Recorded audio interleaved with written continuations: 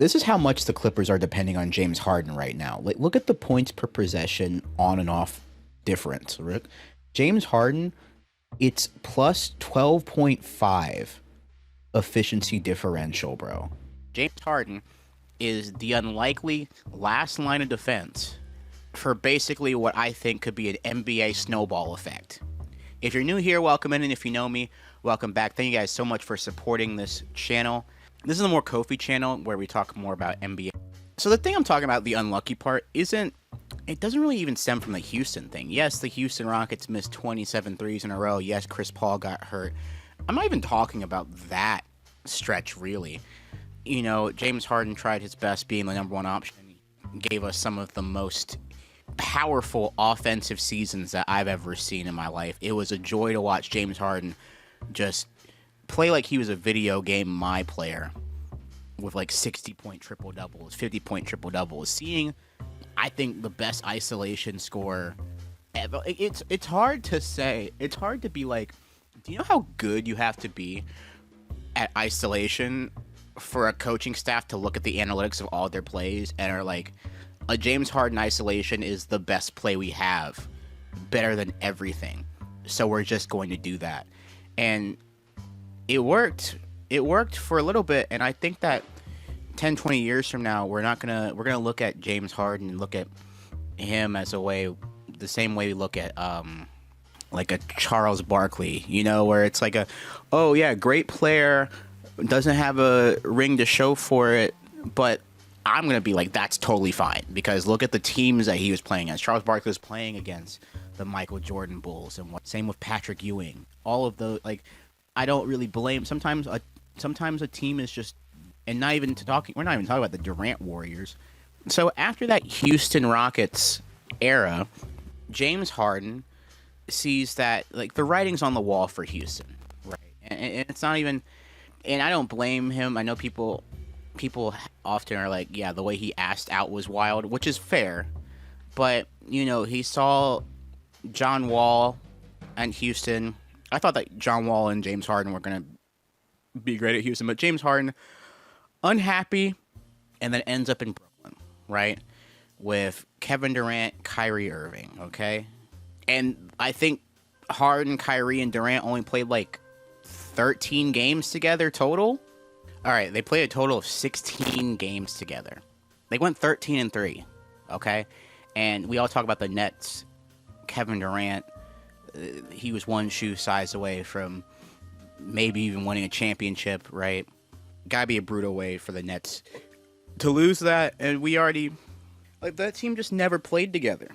And a lot of people talk about James Harden's playoffs, his playoff stuff, but I feel like there's like an underlying thing where, like, James Harden, he wants to win. It's not like a James Harden doesn't want to win thing.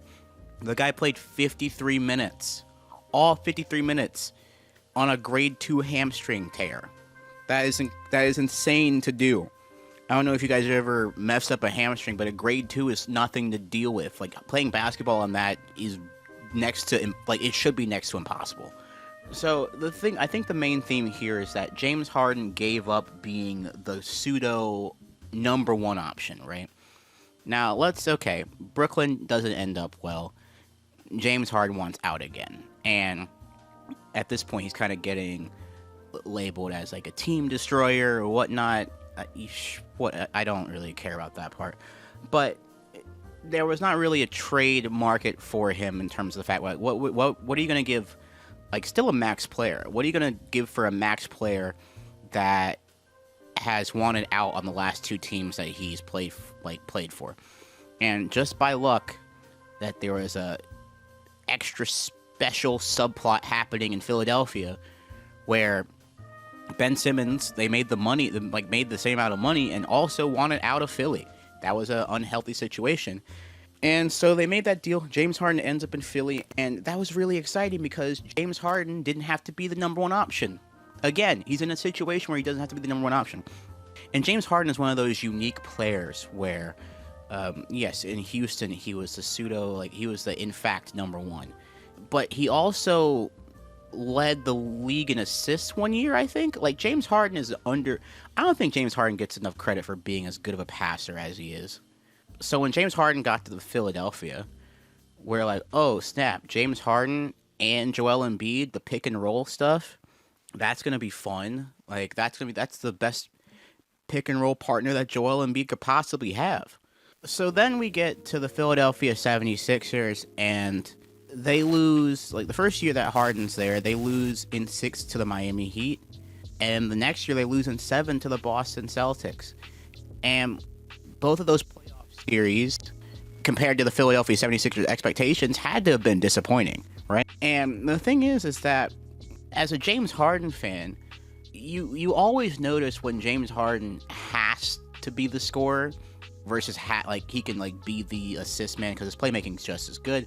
And I feel like he's at his best when he can balance off of someone else, when it, like, especially at the age where it's like he's not prime James Harden right now, in terms of the fact where it's like Houston, you could just put him on and just have 4 people around him that can play off of him. But like being able to play off with Joel Embiid, what sounds like a great idea, and it had to have been disappointing. And I know that some of it's on Doc Rivers, some of it's not on one person, but it just feels like James Harden keeps getting into the situations and they're just not what he expects. It's just, we talk about it all the time.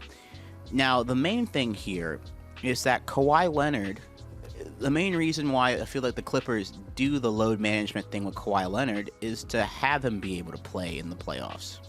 I think that's the whole point. The whole idea of this is so that Kawhi Leonard could for the playoffs. I know that with the knee injuries that he has, it's really tough for him to play basketball all year round, and that's a whole nother statement in stuff entirely.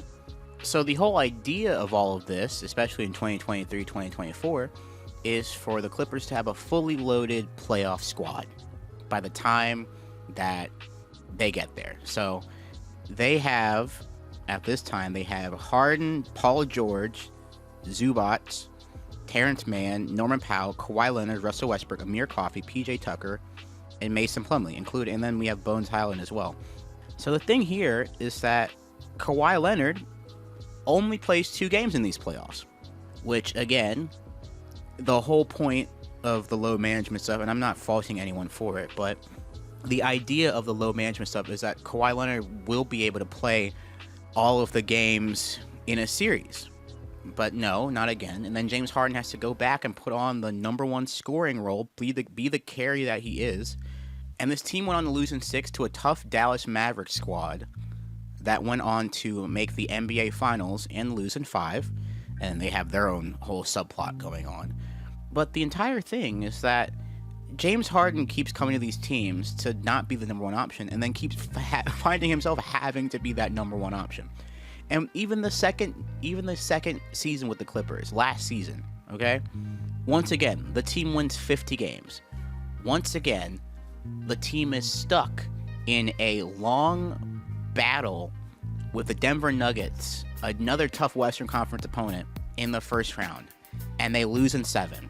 And this time, Kawhi Leonard plays all 7 games. Kawhi Leonard leads him in scoring, but it just wasn't enough. And I feel like this is where the unlucky part comes into play, because now, this year, the Los Angeles Clippers, they traded away Norman Powell to make room for Bradley Beal, right? They get John Collins, they get Brook Lopez, they get Chris Paul, and the Clippers are 4-10. The Clippers are 4-10. We've only seen Kawhi for less than half of the season so far. And the reason why I made this video is because the Paul George trade to the Clippers is still into effect. And the Oklahoma City Thunder have the Clippers pick. And there's a high chance that the Clippers could be absolutely terrible for the entire season. Like, the Clippers are bad in a way that I don't see themselves, like, really flipping the script around this year. Bradley Beal fractured his hip, and the season was just getting started, right? Brook Lopez is not looking like the same drop coverage guy that we've seen all these years, right? And once again, James Harden comes into the season not expecting to be the number 1 option, and is the number 1 option, and he's 36 years old. And I don't know where that leaves us. It's really frustrating to watch, because James Harden could be, like, the thing is that James Harden is not upset with playing a secondary role, playing the playmaking role. He's never, like, He likes the passing part of it too. He's led the league in assists twice. He's led the league in scoring 3 times. He's one of the most unique players in the fact that he can like just switch that. He's like, you need me to score? Cool. If you need me to be an assist man, sure. And the thing is that James Harden is playing great basketball right now. He's playing the best he can. And the Clippers are just not giving him the support that he needs to win enough games right now. And it's sad because it's not even for anything. This is the Clippers. This might be the Clippers' last gas at being a playoff team for a long time. Who knows how long Kawhi and James Harden will be here? What's left? You're missing a pick. Here's another part of it. Oklahoma City looks phenomenal right now. As I make this, they've only lost 1 game. They're missing Jalen Williams. It doesn't matter. This team could win 74 games if they wanted to. So a team that can win 74 games if they wanted to, and they might get treated to a top 5 pick in this year's draft, especially in the second apron era. It feels like maybe you should put all of your criticism for James Harden aside and be like, hey, we need you to actually do well, because if not, we're gonna be. OKC they have a chance at one of the top picks in a stacked draft class, bro. And James Harden, it just feels bad whenever I watch. I'm now gonna watch James Harden the rest of the season and be like, oh man, I need him to win these games. Doesn't matter, because that Paul George trade, bro. And it's kind of crazy that when we all watched the Paul George trade unfurl for the Clippers, we all knew it was for the Clippers to get Paul George and Kawhi Leonard. And we knew that it had a big chance to backfire, but I didn't expect this trade to do so well for the Thunder. I didn't expect this trade to end up being like one of the main reasons why the Thunder are in a position to win these championships. Championships plural, right? I know they have other draft picks from whatever, but the fact is that it has changed how I look at trades. Because it's so easy to be like, oh, we're in 2025, okay, we're giving up a 2031 draft pick, and that draft pick doesn't look important. But then 6 years later, you play the long game, and those are crucial. They're vital. And that's why whenever I see, like, Desmond Bane went with like 4 firsts as well, Bridges with like 5 firsts, I'm like, oh, Jesus. And I feel like these kind of trades, I'm sure that we're not going to see those kind of trades for a long period of time, and I feel like the Clippers are going to be a real valuable lesson as to why. This is how much the Clippers are depending on James Harden right now. Like, look at the points per possession on and off difference, Rick. James Harden, it's plus 12.5 efficiency differential, bro, and plus 19 points per possession. And I know that that this was supposed to be quelled with like Kawhi Leonard, Bradley Beal, Chris Paul, but all 3 of them, like Bradley Beal got injured, Chris Paul he just looks like a shell of his former self right now. So once again, this all rests upon James Harden. Isn't that frustrating? He's 36. You 36? Like, that's so frustrating, bro. And the usage rate is just getting higher and higher, right? Like, look here. This is the beginning of the season, all right? 30, 28, fine. It's up to the 40s now, guys. It's up to the 40s, and which is really wild to see, because if you're paying attention, that's about the same usage rate from his prime Houston days, guys. Well, he averaged that, so that's a little bit different, but we're getting into the 40s, which is dangerously close to just Harden do everything territory. Well, we're already there at this point, and for Harden to do this even 8 years later, and the whole point of James Harden joining the Clippers was that he could help the other team's primary star. Like, these 3 different times, right? James Harden came there to help Kyrie Irving and Kevin Durant, and James Harden's still a big player in this thing, but he's not supposed to, like, it. The point of leaving Houston was so that he didn't have to be in another Houston situation where he had to do everything. Right? That was the whole point. Gets to Philadelphia so he could help Joel Embiid. Right? Gets to the Clippers so they could help Kawhi Leonard. But he's just back in his old ways because he has to do that. And here's the thing, it's vastly different when Kawhi Leonard plays. You can see by the usage here. 27% here, and the 33.8% is been spiked up because of Kawhi Leonard's absent. So when Kawhi Leonard and Harden play together, yeah, that's what the whole idea was. And this is going to get even worse because Derrick Jones Jr. is going to be out for a long period of time. And Derrick Jones Jr. was showing really good signs as being a good finisher. Like, he was shooting 71% on 2-point attempts, and he's going to be gone. Right? This is not going to get better anytime soon. And James Harden, again, at 36, is doing a lot of the creating himself. Only 26% of his shots are assisted on.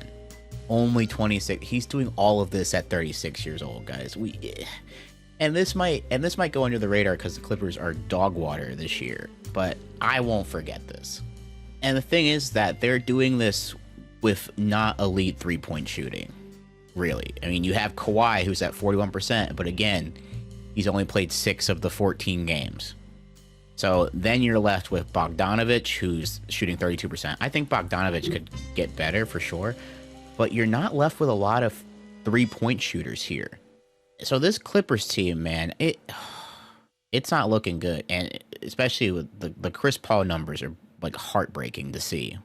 But yeah, dude, James Harden once again is going to have to carry this squad, and that hurts to say.